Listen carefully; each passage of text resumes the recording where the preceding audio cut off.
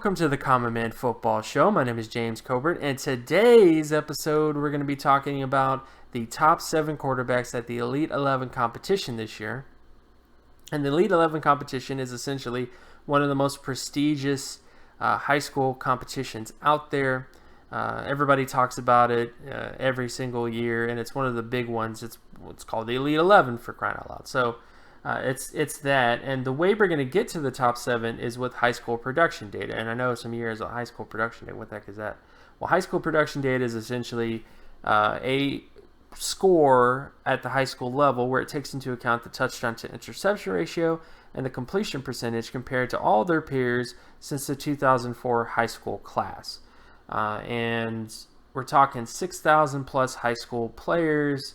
And based on this data, which is really like, what's the point, is based on this data, 100% of multiple Pro Bowl quarterbacks since the 2004 high school class had at least an 84 or higher when it comes to their high school production score.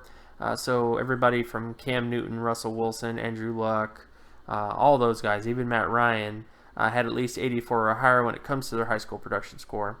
And when it comes to long-term starting quarterbacks, these are quarterbacks that had at least 64 starts or more in their career. They had at least a 69 or higher high school production score. And it's also impactful when it comes to the college level because 79% of above average college producers, which uses the same method as the high school in terms of touchdown interception ratio and completion percentage, but applies it at the college level. So we're talking about efficiency at college. 79% of above average efficient quarterbacks at the college level had at least a above average high school production score. And when it comes to quarterbacks who finished in the 80 percentile or higher at the college level, 85% of those guys had an above average high school score. And when it comes to the 90 percentile or higher range, which is essentially the God level range when it comes to high school production, at college efficiencies. We're talking Sam Bradford, Marcus Mariota, all those types of guys, Cam Newton. 92% of the guys who hit the 90 percentile or higher had at least a above average high school production score. And not only that, when it comes to the guys who finished in the 90 percentile or higher, the average high school production score was 84 or higher.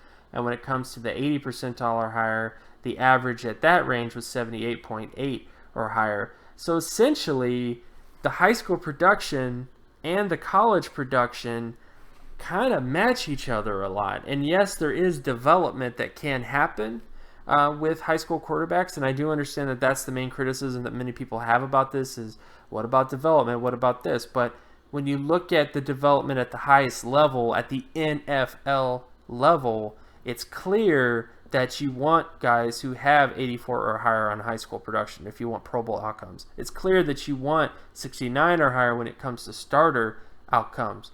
And this is what we're going to be basing the top 7 are, is what their potential is at the NFL level and also what their potential is at the college level based on what they scored. And these are the top 7, and now let's get to the list. At number 7, we have Justin Fields, quarterback out of Harrison High School. When it comes to his high school production score, he scored 71.23 out of 100, which at least hits long-term starting level when it comes to NFL quarterbacks. So at least he is one of those quarterbacks at the Elite 11 who has the potential to become a long-term starter at the NFL level based on his high school production. 71.23 doesn't hit the average for above 80 percentile producers, though. He still has a shot to get into above 80 or above 90 percentile. Like, it's not like out of the range of possibility, but because he doesn't hit that average, it kind of bumps his chances a little bit. But at the very least, he hits a range of production where a long-term starting gig somewhere would not be unlikely. And on top of that, he does have at least the potential to become a long-term starter at the NFL level, but that will all depend on how he performs at the college level, of course. At number 6, we have Tanner McKee out of Centennial High School. His high school production score is 74.66 out of 100, which hits at least the long-term starter level when it comes to potential NFL quarterback status. His he doesn't really have as good of a shot. He has a better shot than Justin Fields in terms of hitting into an above 80 or higher producer.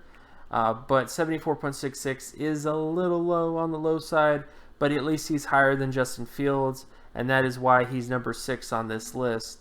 Has the potential to become a above average quarterback, of course, but just isn't quite there based on his production score. At number 5, we have Devin Leary, quarterback out of Timber Creek Regional. Based on his high school production score, he had a 75.15 out of 100, which is good. It hits at least the long-term starter level for the NFL quarterback. Doesn't quite hit into Pro Bowl area range, just like the last two that I mentioned, but at least it's at a decent range, decent amount. And he's a little bit closer to the average in terms of above 80 percentile producers at the college level.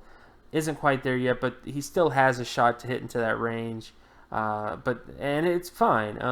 But overall, it's a good profile. It's better than the last two I mentioned, but it isn't exactly elite. At number 4, we have Colson Yankoff, quarterback out of Coyer d'Alene High School. I probably said that wrong. I apologize in advance. But in terms of his high school production score, he scored a 79.17 out of 100, which hits at least the long-term starter level for NFL quarterbacks. And he hits the average quarterback score for above 80 percentile quarterback play. So he's one of the few quarterbacks at the Elite 11 who hits that area where it's a very high likelihood, or at least he has a better chance than most, to hit into 80 percentile or higher QB play at the college level, which is all really good. And he doesn't quite hit Pro Bowl outcomes at the NFL level, but at the very least that could be improved in his potential last season, potentially. So these are the positives when it comes to him, and that's why he's number 4 on this list. At number 3, we have Jalen Maiden, out of Satch High School in Texas. Again, I probably said that high school name wrong. When it comes to his high school production, he scored 80.26 out of 100, which is good. It hits the long-term starter level, at least for potential high school quarterback play, and also hits the average of above 80 percentile play. So he has a very good shot to become a 80 percentile plus quarterback at the college level, which is good. I mean, 80 percentile or higher is very good quarterback play. It's significantly above average quarterback play. So based on his score, he doesn't quite hit the Pro Bowl level of college level sort of outcomes, nor does he hit the above 90 percentile or higher outcomes. But at the very least, it's a pretty decent profile overall, and that is why he's number 3 on this list. At number 2, we have Trevor Lawrence, quarterback out of Cartersville, Georgia, and probably has the best hair out of everybody at the Elite 11 competition. When it comes to his high school production score, he had 85.84 out of 100, which is very good. It hits the Pro Bowl level for high school production at the NFL level, and not only that, 85.84 or higher hits the average level for above 90 percentile quarterback play, and that's very good. So not only does he have a very good shot of becoming a multiple Pro Bowl quarterback based on his high school production score, but he also has a very good shot of becoming a high-end quarterback at the college level, like a high-end college quarterback. So very good overall. He's number 2 because there's a guy who has an even higher high school production score than him, but still, Trevor Lawrence should be considered the first or second best quarterback at the Elite 11 based on his production at the high school level. And at number 1, we have Matt Corral, quarterback out of Oaks Christian High School. Based on his high school production score, he had an 88.73 out of 100, which, just like Trevor Lawrence, hits all the things he needs to hit in terms of Pro Bowl production for the NFL level and high quality above 90 percentile production at the college level. So however you want to slice it, the Elite 11 competition will have 2 quarterbacks with very good shots of becoming Pro Bowl quarterbacks at the NFL level, as well as high impact players at the college level based on their high school production scores in Matt Corral and Trevor Lawrence. Matt Corral is number one just because Matt Corral has a higher production score than him. 88.73 is higher than 85.84 for Trevor Lawrence, but it's also really, really close. So there's, however you want to slice it, Matt Corral just wins based on pure numbers, but they're neck and neck realistically to me based on it from a data perspective. So don't take Matt Corral being number one as like, oh, he's not number one, Trevor Lawrence is number one. Just take it as he's just number one because he just has a higher score at high school. But we'll see what happens at the college level with both of these quarterbacks. But these are two guys that I would be very interested in following for the rest of their careers based on what they did.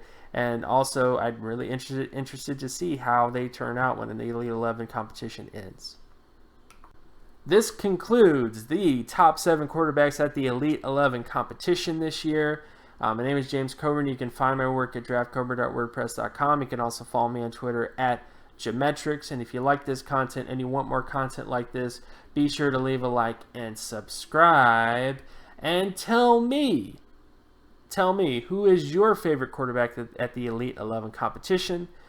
This is a little bit different of an episode because we're looking at high school only data. We're not looking at high school and college data or a mix of that or athleticism data. But I just felt it was good to get this episode out there just to explain that the data can affect not only NFL level things, but also can predict a bit at the high school level in terms of what they become at the college level. So at the very least, hope you enjoyed this episode. Leave a like and subscribe, and I will talk to you guys in the next video. Peace.